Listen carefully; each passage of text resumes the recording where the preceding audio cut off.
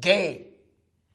Oh, what gay? They're here, they're proud, and no pandemic is going to get in the way. This year's inaugural Pride Afrique Festival, a celebration of Africa's rainbow of sexual minorities, was held virtually over 3 days this month, amid restrictions across the continent that prohibit large gatherings. About 1,000 people tuned in digitally on YouTube. Festival committee member Welcome Litshiva says that while the event may look fun and glamorous, its underlying message is serious. I think it's 72 countries in the world criminalize homosexuality, and 32 of them are in Africa. So it is very important to have initiatives like Pride Afrique, where queer people in Africa can come together to reclaim their power, to reclaim their voice, and to reclaim their pride. Reports still show that queer people are still living difficult lives in relation to everyone else, even in South Africa.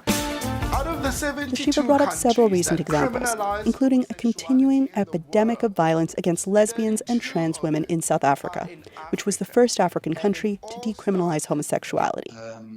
During the 3-day event, dozens of participants shared their experiences of coming to terms with their gender and sexuality. Those rang especially true for festival participant Noni Salma, who spoke to VOA via Google Hangouts from her home in New York. Salma, a filmmaker, says attitudes in her native Nigeria keep her from feeling comfortable there. She is transgender, and her work has explored themes of homosexuality in Africa. I think it's important to see African queer people being joyful, because I think it's revolutionary. I think it's as important as, highlighting our trauma and our pain. I think that's magic.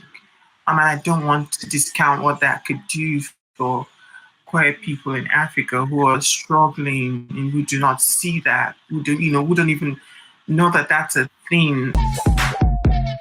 Professor Jean Nel says visibility is the first step towards acceptance. He recalled South Africa's first known Pride Parade in 1990, held before homosexuality was decriminalized. The 100 or so participants wore bags over their heads to conceal their identities out of fear of retribution. Nel, a psychologist, studies violence against sexual minorities and is lobbying South Africa's government for new legislation that will track and classify such crimes as hate crimes. He says many problems stem from the notion, which he and other academics and historians say is incorrect, that homosexuality is un-African.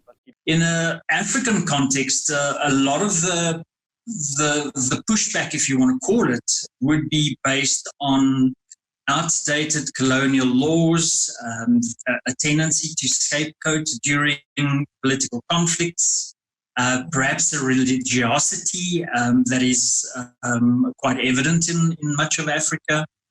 We have rigid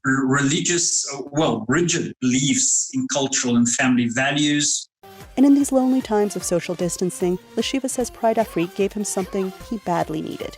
Yeah, it really suddenly feels like I have a new family, and my personhood, my dignity, and my rage against homophobia, transphobia, and biphobia has been affirmed by Pride Afrique, because I know there are people out there like me. That's what matters, he says, to be proud, safe, happy, and accepted at home in Africa. Anita Powell, VOA News, Johannesburg.